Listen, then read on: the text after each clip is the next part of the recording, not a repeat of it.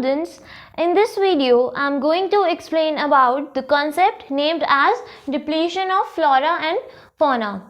तो अभी हम इस वीडियो में बात करने वाले हैं depletion of flora and fauna means plants and animals का जो डिक्लाइन है या डिप्लीशन है वो क्यों हो रहा है, उसके पीछे मेजर फैक्टर्स कौन से हैं, हम आज इस सभी के बारे में बात करेंगे। तो स्टार्ट करते हैं हमारे इस कॉन्सेप्ट को। अब अगर बात की जाए कि कौन रिस्पॉन्सिबल है इनके डिक्लाइन के लिए, तो humans are the majorly responsible for the depletion of flora and fauna, you can say plants and animals. Humans क्या है, डायरेक्टली और इनडायरेक्टली अपनी रिक्वायरमेंट्स के लिए फॉरेस्ट पर डिपेंड हैं, क्योंकि फॉरेस्ट से हमारी फूड रिक्वायरमेंट्स के अलावा बहुत सारी जो रिक्वायरमेंट्स है वो पूरी होती हैं, like would, medicines, fodder for animals etcetera.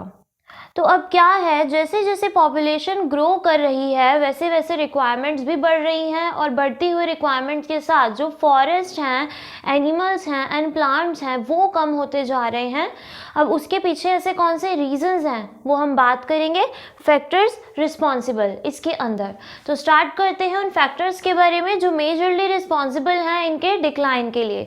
तो सबसे पहला फैक्टर है depletion during the colonial period.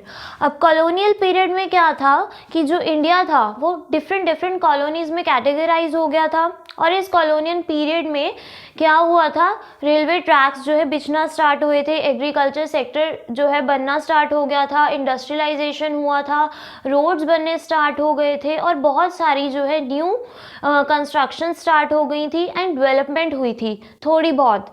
तो इसके वजह से क्या हुआ था, एन नंबर ऑफ जो फॉरेस्ट थे, ट्रीज थे, वो बिल्कुल ख़त्म कर दिए गए थे, क्योंकि रेलवे ट्रैक्स को बिछाने के लिए जितने भी उस रास्ते में पेड़ आए या फॉरेस्ट आए उनको बिल्कुल क्लीन कर दिया गया, जिसकी वजह से बहुत सारे फॉरेस्ट इंडिया के अंदर से ख़त्म हो गए। एज अ रिज़ल्ट एनिमल्स जो उनके अंदर रहते थे उनकी भी जो जनरेशन्स थी वो भी ख़त्म हो गई, क्योंकि उनको रहने के लिए जगह नहीं मिल पाई, वो अपनी फूड रिक्वायरमेंट के लिए जो है फॉरेस्ट पर ही डिपेंड थे। तो फॉरेस्ट ही बिल्कुल ख़त्म हो चुके थे, तो एज अ रिज़ल्ट वहाँ पर रहने वाले जो एनिमल्स थे और उस फॉरेस्ट में जितने भी प्लांट्स थे वो भी सब ख़त्म हो गए। तो बहुत ज़्यादा जो डिप्लीशन हुआ था ड्यूरिंग द कॉलोनियल पीरियड, जब आपके रेलवे ट्रैक्स बने, कंस्ट्रक्शन स्टार्ट हुई, एग्रीकल्चर सेक्टर डेवलप होना स्टार्ट हुआ। So this is the major factor of the depletion of flora and fauna. And the next factor is agriculture expansion.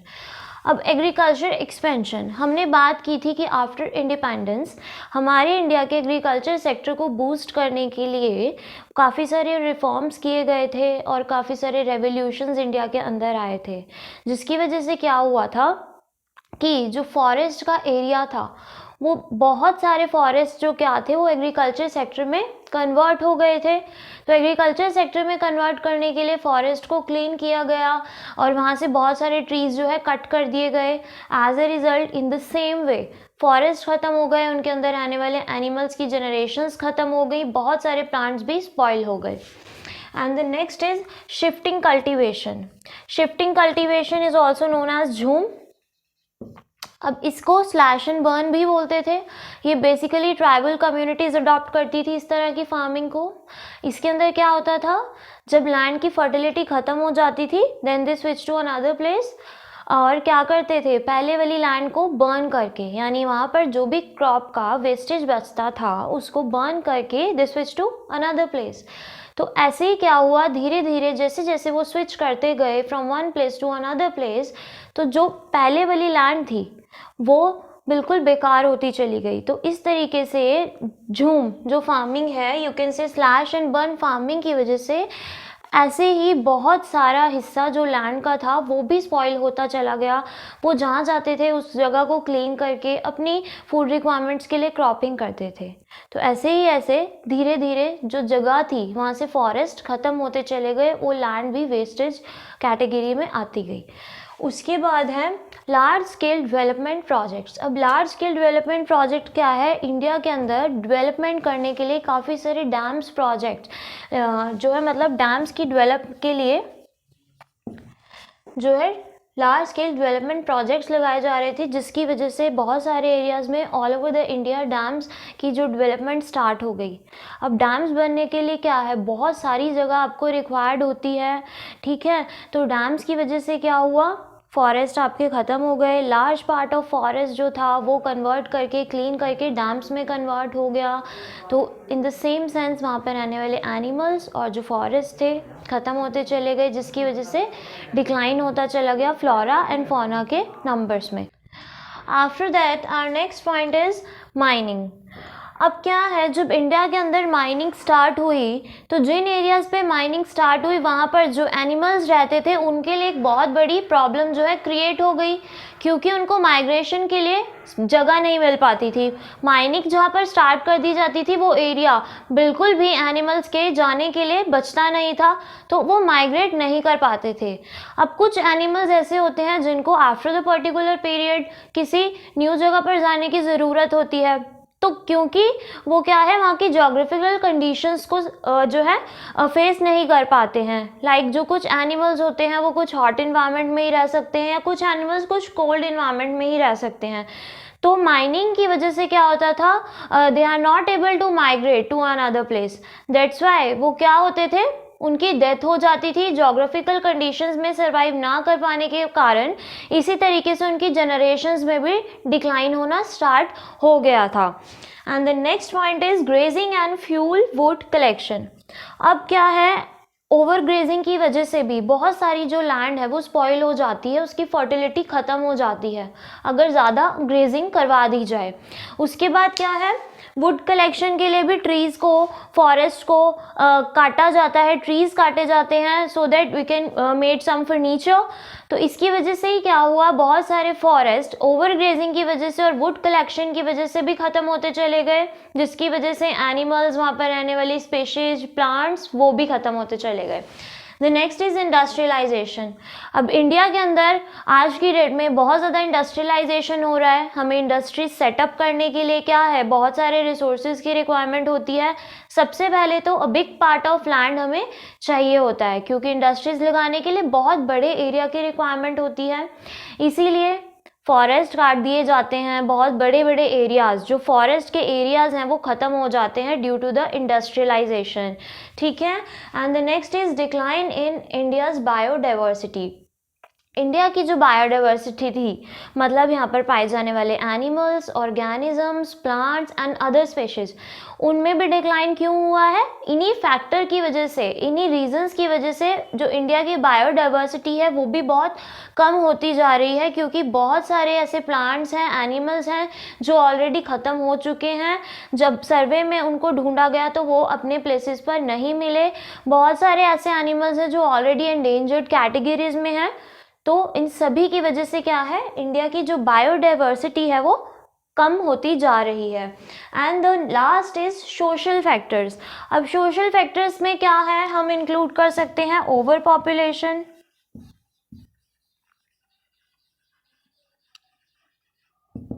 And pollution etcetera. Over population day by day होती जा रही है, उसके बाद pollution का level India के अंदर बहुत ज़्यादा इंक्रीज़ हो गया है। और जो एक अनदर एग्जांपल हम ले सकते हैं, जैसे कि टावर्स वगैरह जो सेटअप किए जाते हैं उसकी वजह से बहुत सारे बर्ड्स, उनकी भी डेथ हो जाती है। तो ये कुछ सोशल रीजंस हैं, सोशल फैक्टर्स हैं जो मेजर रोल प्ले करते हैं in the depletion of flora and fauna. आज की डेट में इंडिया के अंदर क्या है, 70% जो फॉरेस्ट हैं वो कन्वर्ट हो चुके हैं आपके पॉपुलेटेड एरियाज़ में या इंडस्ट्रियल एरियाज़ में। और उसके अलावा बहुत सारे जो वेटलैंड्स हैं, इन्हीं सब रीजंस के कारण वो ड्रेन हो चुके हैं, बिल्कुल सूख चुके हैं। तो ये सारे जो फैक्टर्स हैं मेजरली रिस्पॉन्सिबल हैं for the depletion of flora and fauna. The first is depletion during colonial period, agricultural expansion, shifting cultivation, large scale development project जिसके अंदर हम डैम्स वगैरह सेटअप करते हैं।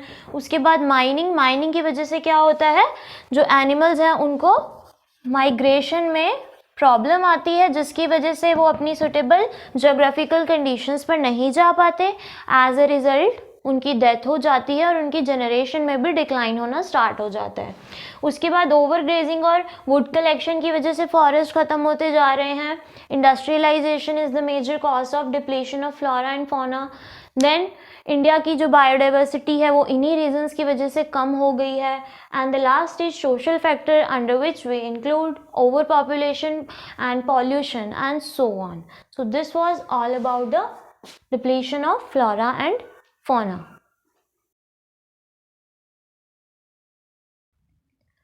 तो अभी तक हमने बात की थी उन फैक्टर्स के बारे में जो मेजर रीजंस हैं depletion of flora and fauna का। अभी हम बात करेंगे इफ़ेक्ट्स के बारे में कि जो फॉरेस्ट रिसोर्सेज आपके ख़त्म हुए हैं या कम होते जा रहे हैं उसका क्या इफ़ेक्ट पड़ रहा है अर्थ के ऊपर, you can say as well as on India. The first effect is poverty. अब पॉवर्टी क्यों इंक्रीज़ हो रही है? क्या है कि बहुत सारे ऐसे रूरल एरियाज़ हैं जहाँ की पॉपुलेशन और ट्राइबल कम्युनिटीज़ हैं जो आज भी मेजरली अपने सर्वाइवल के लिए फॉरेस्ट पर डिपेंडेंट हैं। अब जैसे जैसे फॉरेस्ट डिक्लाइन होते जा रहे हैं उनके लिए बहुत मेजर प्रॉब्लम्स क्रिएट हो रही हैं, क्योंकि वो जो लोग हैं वो थोड़े बहुत फॉरेस्ट प्रोडक्ट को सेल करके कुछ इनकम अर्न करते थे जिसकी वजह से उनका सर्वाइवल पॉसिबल हो पाता था। बट फॉरेस्ट के ख़त्म होने की वजह से उनका ये जो मेजर सोर्स ऑफ इनकम था वो ख़त्म हो गया है, जिसकी वजह से उनके सर्वाइवल में बहुत ज़्यादा प्रॉब्लम्स आ रही हैं और जो पॉवर्टी का लेवल है वो इंक्रीज़ हो रहा है। The next is natural calamities. Natural calamities में हम इंक्लूड करते हैं ड्रॉट, फ्लड, सॉइल इरोजन। अब नेचुरल कैलामिटीज़ फ्लड वगैरह इतनी क्यों आने लग गई हैं? क्योंकि फॉरेस्ट बिल्कुल ख़त्म हो चुके हैं और जो रह गए हैं वो भी बहुत कम हैं, जिसकी वजह से क्या होता है ये जो नेचुरल कैलामिटीज़ हैं उनका लेवल बहुत ज़्यादा बढ़ता जा रहा है। फॉरेस्ट क्या करते हैं, ये जो सॉइल को जो है बिल्कुल कंजर्व करके रखते हैं, बट इनके ख़त्म होने की वजह से सॉइल जो है वो भी इरोड होती जा रही है। उसके बाद क्या है, ये जो इन्वायरमेंट है उसका बैलेंस मेंटेन करके रखते हैं, बट इन्हीं में जो है डिक्लाइन होना स्टार्ट हो गया है, जिसकी वजह से इन्वायरमेंटल कंडीशंस बिल्कुल भी स्टेबल नहीं है, बैलेंस नहीं है, जिसकी वजह से फ्लड, ड्रॉट, लैंड डिग्रेडेशन ये सारी प्रॉब्लम्स हमें फेस करनी पड़ रही हैं आज की डेट में। And the next is Himalayan you in trouble. Himalayan you ये एक स्पेशलाइज्ड प्लांट है जो आपका हिमाचल प्रदेश और अरुणाचल प्रदेश में पाया जाता है।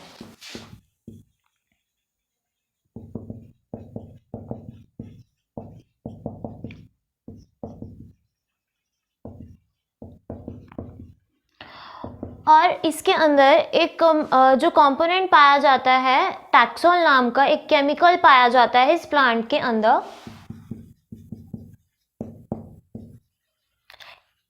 अब ये जो टैक्सोल केमिकल है जो इस प्लांट्स की रूट से हमें मिलता है वो कैंसर ट्रीटमेंट के लिए यूज़ हो रहा है आज की डेट में ऑल ओवर द वर्ल्ड के अंदर।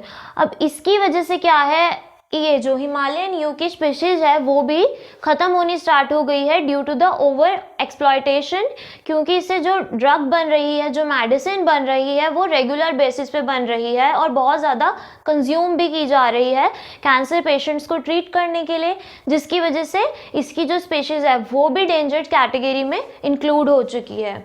उसके बाद लॉस ऑफ हैबिटेट। हैबिटेट के अंदर हम इंक्लूड करते हैं एनिमल्स एंड प्लांट्स की जो स्पीशीज़ हैं।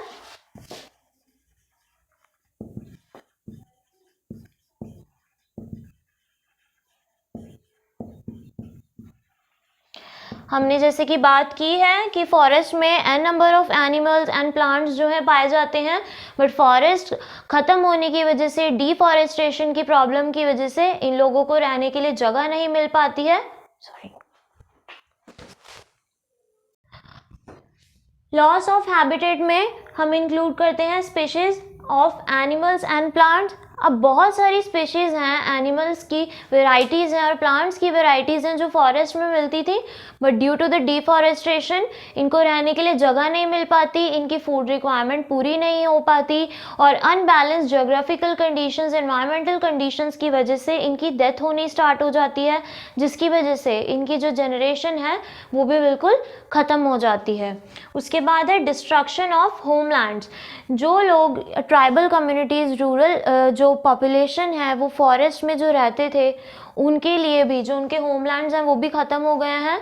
तो इन लोगों को जगह जगह भटकना पड़ता है अपने रहने की जगह को ढूंढने के लिए। और यहाँ पर मेजरली कौन मतलब स्ट्रगल करती हैं, जो वुमेन्स हैं, उनको फूड रिक्वायरमेंट्स के लिए, फूड की सर्च में, वाटर को लेने के लिए जो है लॉन्ग डिस्टेंस जो है चलना पड़ता है, जिसकी वजह से मेजरली सफ़र करती हैं वुमेन्स, जो ट्राइबल कम्युनिटी की वुमेन्स हैं और जो रूरल एरियाज़ की वुमेन्स हैं, उनको बहुत ज़्यादा दूरी तक चलना पड़ता है अपनी फूड रिक्वायरमेंट्स की सर्चिंग के लिए, वाटर के लिए। उसके बाद है green house effects.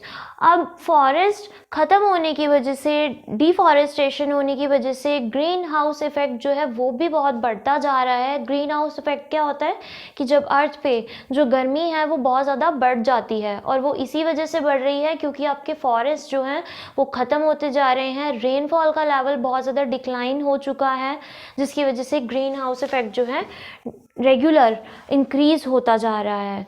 So this was the major effects of depletion of forest resources.